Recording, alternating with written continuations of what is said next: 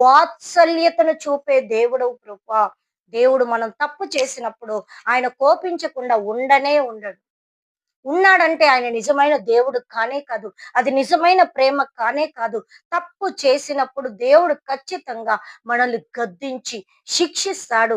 At the same time వాత్సల్యతను దేవుడు మన జీవితంలో చూపిస్తాడు. కోపం ఎక్కడుంటుందో ప్రేమ అక్కడే ఉంటుంది. కోపం లేకుండా ప్రేమ అనేది దేవుడు ఎప్పుడూ చూపించడు. తనకిష్టమైన నీవు, నేను మనము తప్పిపోయినప్పుడు దేవుడు చూస్తూ అయ్యో! నా బిడ్డే కదా అని దేవుడు చూస్తూ ఊరుకోడు. He will get angry on us. He will punish us definitely. ఈ యొక్క నూతన సంవత్సరములో ఆశీర్వాదం ఒకటే కాదు.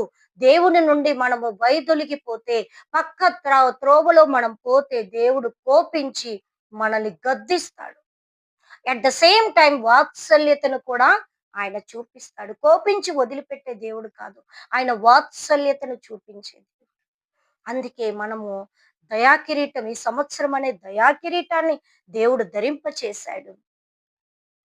మునుపటి వాటిని జ్ఞాపకం చేసుకోకండి. నూతన క్రియను నేను చేస్తున్నాను. అది ఇప్పుడే మొలుచును అంటున్నాడు దేవుడు. ఎవడైనను క్రీస్తునందున్న ఎడల వాడు నూతన సృష్టి అంటున్నాడు. పాతవి గతించెను, ఇదిగో క్రొత్తవాయిని అంటున్నాడు. అంతేకాకుండా సంవత్సరములు జరుగుచుండగా వాటిని నూతన పరుచుము. సంవత్సరములు జరుగుచుండగా వాటిని మాకు తెలియచేయుము.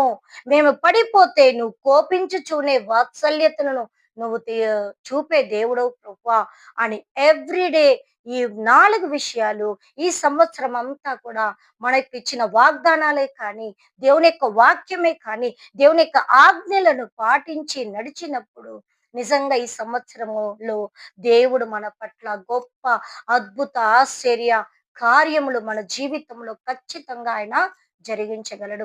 ఏదో నేను వెళ్ళాను, నా ప్రామిస్ కార్డ్ నేను తీసుకున్నాను, నా కుటుంబానికి, నాకు, నా సంఘానికి వాగ్దానం వచ్చింది అని మన ఇష్టానుసారంగా మనం జీవిస్తే దేవుడు ఆ కార్యములు నెరవేర్చడు.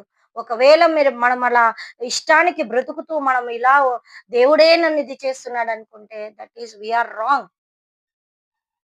ఆత్మీయ జీవితములో దేవుని యందు భయము భక్తి కలిగిన ప్రతి బిడ్డ దేవుని యొక్క కోపమును జ్ఞాపకం చేసుకోవాలి.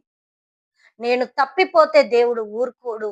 ఆయన నన్ను కోపిస్తాడు అనే భయము, భక్తితో ఉంటేనే దేవునిలో మనం స్థిరంగా నిలవబడగలం. ఆ భయము, భక్తి అనేది లేకపోతే మనం అసలు దేవుని సన్నిధిలో నిలవపడలేము. కాబట్టి దేవునికి ఇచ్చిన వాగ్దానాలకు మనం